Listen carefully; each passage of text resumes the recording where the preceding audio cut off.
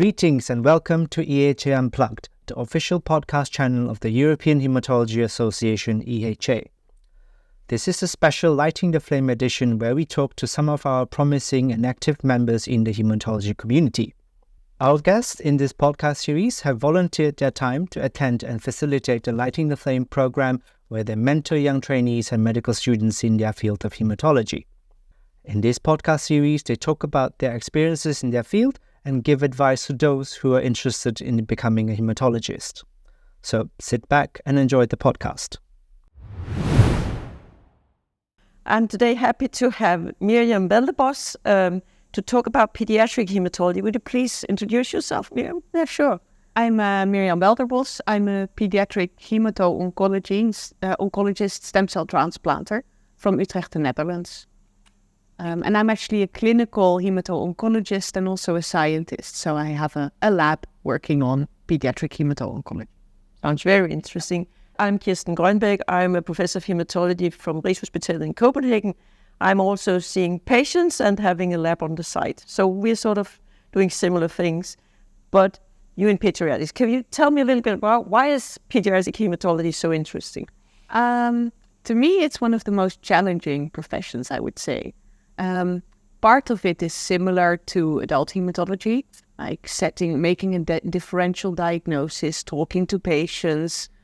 That's somewhat similar, but the thing that's more challenging in children is the different life phases that you encounter. I mean, in pediatric hematology, we see neonates with clotting disorders or hematomas, as well as adolescents with myeloid leukemias and everything in between. And that really forces you to be creative. You must you must be very broad-minded because you even also have oncology, right? Or well, currently I'm only working in an oncology center. Mm-hmm. So my job is focused on pediatric hemato-oncology only. Okay. But if you were to want to do, I think that's different in different countries. So there will also be countries in which benign and malignant hematology are combined. Yeah, and what about but for specialization in pediatrics, where I come from, you have to do everything. Yeah, is that also the case for you? Yeah, so if you were to want to be to get to being a pediatric hemato-oncologist, the first stage is to basically finish your medical studies. Then there's general pediatrics, and that's everything. Yeah. From gastroenterology to neurology to hematology, general pediatrics, asthma. You really encounter everything. And you do that how long time? In the Netherlands, it's 5 years in total. And then on top, there's another. Let me check to be correct. So it's 6 years of med school, 5 years of general pediatrics, then there's 3 years of pediatric oncology, and then on top of that I'm a transplanter, so that would be around 2 years of pediatric transplants. But I think in many ways being a hematologist is a lifelong learning, right? It's training on the job, so I never worried about having a very long education. It's fun to do, and you train on the job as well. Exactly. Also during your education in the Netherlands, after having finished med school, you get a decent salary. So to me, it really didn't matter that my badge said in training. No. And actually, when you stop training, it's becoming boring. So when you stop training, you still feel like you're kind of are in training. Yeah, exactly. Yeah. Not too much. That's good. Can you tell us a little bit about pediatric? I mean, what's special to these patients? You said a little bit before, What about the treatment itself? I mean, and the side effects? And can you speculate a little bit about that and the long-term effects? Yeah, that's a very, very good point. I will actually also address that a bit in my presentation tomorrow. Yeah. One of the key things in children is we really need to balance immediate cure with long-term effects. Yeah. I mean, these children, if we are successful in curing them, will need to survive for another 6 or 7 decades.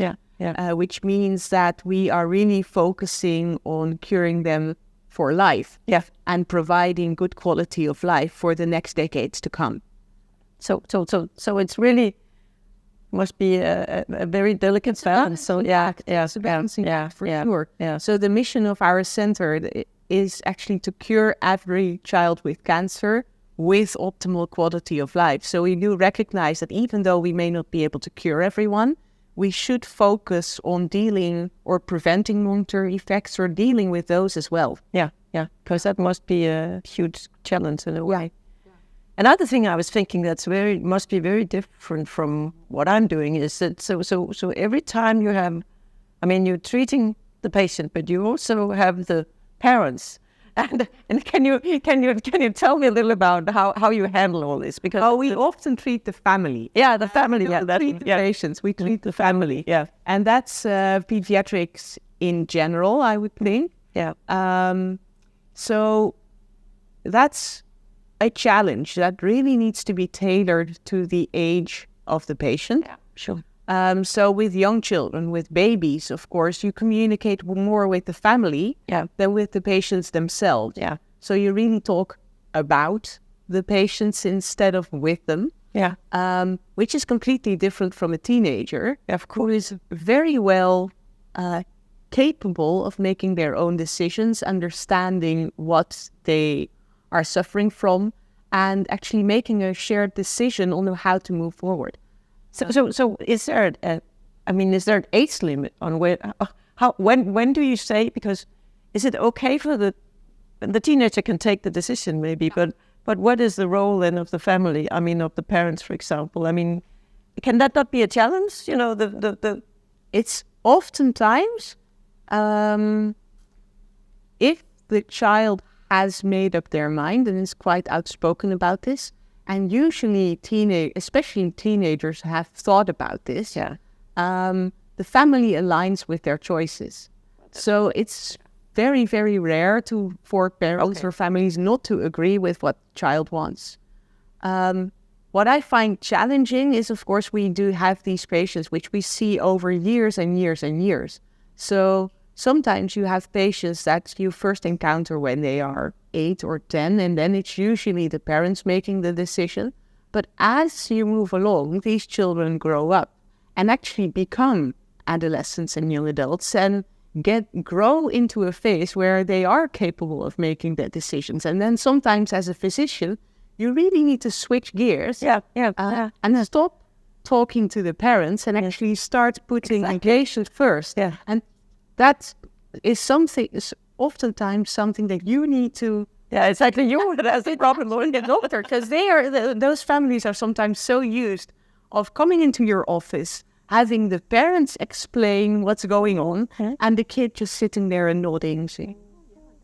And then you really need to say, hey, wait a second. Yeah. You're 15 now. You start today. And that's actually also good for them to become more independent. Yeah. Definitely, and it's important, right? Yeah, and we even have some patients, which is fun as well, as they grow up. Some of them get their driver's license, and then they come into the outpatient clinics by themselves for the first time, or they bring a girlfriend. So that's also... So you follow them for the whole life in a way. Yeah, at least until you hand over to us, maybe. Yeah. It must be quite fascinating. Yeah, that's great. Yeah. It's good. Yeah, and one other thing of pediatrics that's very different from adults is... we play a bit more. So I think as a pediatrician, you need to be a bit more creative. You need to think out of the box. Different ways of approaching. In your ways of approaching, of connecting to patients. We have this annual thing in our center, which is called the water splash, which basically means that all healthcare providers gather with like these super soakers and all kinds of water pistols, and then the children gather on the balconies or in the garden, and we have this huge water fight. Everybody gets drenched, which is a lot of fun. But sounds like a great specialty, actually. Yeah, maybe I should see one. I haven't seen any adult hematologist doing anything like that. Oh no, it sounds like a great idea. Yeah. So you say you also have a research lab? Yeah. So what are you focusing on there, and how is that to combine research and clinical? Yeah, so my lab is focused on, I'm a stem cell transplanter. Yeah, okay, yeah. And my lab is basically focused on basically two major questions. The first question being, stem cell regeneration after transplant, because we really understand very little on how a very small bag of cells is capable of regenerating the entire blood system. Interesting. So we use several single cell technologies to start to study that phenomena. With the ultimate goal of making that more successful. And then the second goal is, or the second major line of research is to investigate the long-term effects of transplant. Because we've been now transplanting for about 16 to 17 years, and numbers are increasing, and we really still understand very little about the long-term impact of a stem cell transplant on the quality of these cells. And also on the immune system of the, immune system, blood production. So is that more epidemiology, or you were investigating them in the lab? Or it's both, actually. It's a clinical study in which we recruit long-term survivors of transplants. Very interesting. Who visit our outpatient clinic. And we draw a tube of blood, which we then use to investigate the quality and quantity of hematopoietic stem cells. Using various lab techniques. So we have a big part of biobanking, so that if we find any differences, you can really go back and really nice. To the So you've been biobanking ever since you started, or? Well, this is one of the things that I thought of being a junior group leader. I thought that would be cool. I had been focusing a lot on mouse transplants. And there we are very well aware that a transplant decreases the number of stem cell clones. Serial transplants eventually lead to exhaustion or loss of stemness. But we hardly understand what that means for humans, especially. But that's actually interesting, because it's not what you see, isn't it? Well, I don't know, but what? So do you know the amount of stem cells in an adult that was transplanted X number of years ago? Do you know that by now? Is that still? Well, there's different way. It kind of depends on the way you study it. There's been some recent reports by the group of Peter Campbell. That have used these single cell sequencing technologies to start addressing that question. And I think their study claims that, they say that in a healthy adult, it's at any moment in time, there's about 100,000 stem cells contributing to the pool, which is slightly decreased after transplant, but not a lot. No, because, we know from these clone hematopoiesis studies, that if you get to be 100, there's actually only one clone left longer. And that's actually one of the questions we're trying to address in our clinical study. What happens if you are transplanted at the age of 2 with stem cells of a 30 or a 40-year-old donor? What does that mean on the long term? Because by the time that patient gets to be 40 or 50 years old. There'll be an 80-year-old stem cell. Those will be 80 or 90 years old. Hey, that's a fascinating question. Will actually need to outlive normal human lifespan. Can they do that? How can they do that? Do they maintain their function or not? And from the more biologic side, if they don't, do they rejuvenate because they're now in a young body? And so this is fascinating. Super fascinating, Very nice research questions also, I think.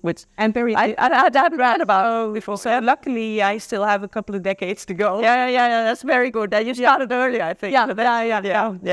So if you should advise one of these young people here to go into pediatric hematology, what would you suggest them to do? I would suggest them to not focus too early. Because I think pediatric hematology is really a niche field. And there can't be that many positions either. There can't be that many positions. So it's a really fun job. So go for it. But having a broad basis is very important, because you encounter everything. Bleeding disorders, which might manifest as neurologic symptoms, which you need to be able to recognize. Graft versus host disease manifesting as profuse diarrhea, which you need to be able to treat. So having experience in neurology, gastroenterology, etc., is super important. I like this broadness at least in the beginning, but would you also, are there any possibilities, for example, to get any experience with it? For example, preceptorships or something like that, so you sort of can find out whether this would be something for you at an early stage. Because I mean, I think you could be very shocked by the complications and the sick children, and so if you're not. Yeah, I completely agreed. So it's a fun job, but it's also a very confronting job. Yeah. Because realistically, we cannot cure everybody. No. And you need to be able to cope with that. Yeah, exactly. So seeing or testing whether you can do that is something, like, it's a skill you can in part learn. Yeah. But part of it is also doing it, innate. Yeah. And if you really cannot deal with that, No. you might be better off choosing a different Exactly, yeah.